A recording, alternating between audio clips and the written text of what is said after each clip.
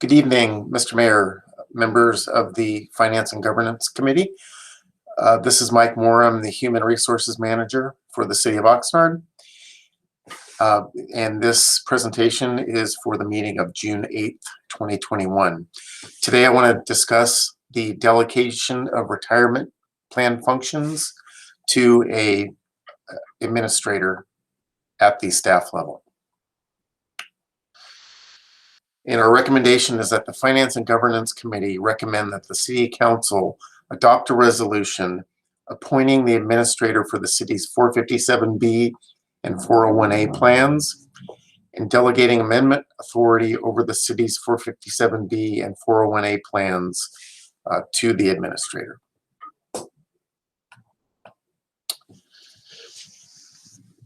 Just a little background on this topic. The city has 457B and 401A defined contribution retirement plans that benefit employees. So these are similar to the 401k plan in the private sector, but this is the public sector version of that particular plan. And it allows employees to basically defer a portion of their salary for retirement. The current plan has been with Voya Financial since August of 2019.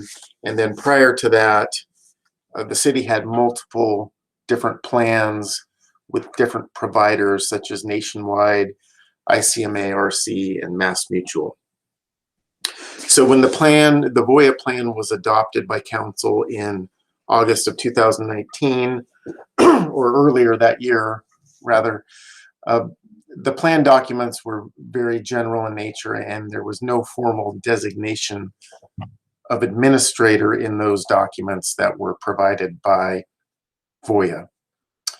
And the administrator of the plan is responsible for the day-to-day operations and would conduct such tasks as determining eligibility of individuals to participate in the plan, authorize distributions to plan participants, maintain the records for the administration of the plan, maintain practices and procedures necessary to administer the plans, and select the menu of investment options that would be offered under the plans.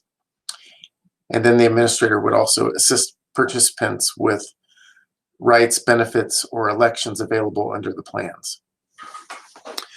So what we're asking via this resolution is that the City Council formally designate the administrator under the plan. And our outside counsel of Pillsbury, Winthrop, Shaw Pittman recommended this after reviewing our plan, that the city manager or his or her designee should be designated as the administrator, and that this is an industry best practice. The reason for that is that the administrative role is generally outside the normal duties, responsibilities of the City Council. So the City Council operates at an oversight level, and the administrator does the day-to-day work with regard to the plans. One thing that we wanted to add, or the attorney recommended that we add to the process, is that the City Council receive an annual report from the administrator on the operations of the plan. And so you'll see that as a requirement that is now added in the resolution. One other important thing to point out is that the administrator acts as a fiduciary. So the fiduciary acts on behalf of another person or persons, putting that person's interests ahead of their own.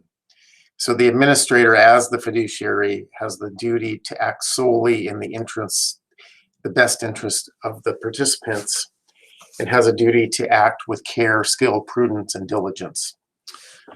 So again, that is the administrator, the staff member that is overseeing the plan, that has direct involvement in the day-to-day operations, and the governing body, the city council, would oversee the administrator's functions. So again, the administrator would conduct the day-to-day operations of the plans and perform such tasks as determining eligibility of individuals to participate in the plan, authorizing distributions to plan participants, maintaining the records for the administration of the plan, maintaining practices and procedures necessary to administer the plans, selecting the menu of investment options to be offered to employees under the plans, and then assisting participants with their rights, benefits, or elections available under the plans. So the resolution would allow the administrator to approve administrative plan amendments only if the following instances are present. If it does not increase the city or plan's costs, if it is necessary to comply with applicable laws, changes in federal tax law, for instance, if it is necessary or appropriate to maintain the plan's tax qualified or eligible status, if the amendment makes technical changes conforming the plan's terms to its operation, if the administrative amendment clarifies the meaning of the plan, or if it is necessary to implement a change in benefits provided under an MOU or resolution approved by City Council. So in no instance would the plan administrator be able to increase or decrease benefits under the plan without City Council approval, and it would only be allowed to implement changes that were already approved by the council if there was a benefit change in the plan.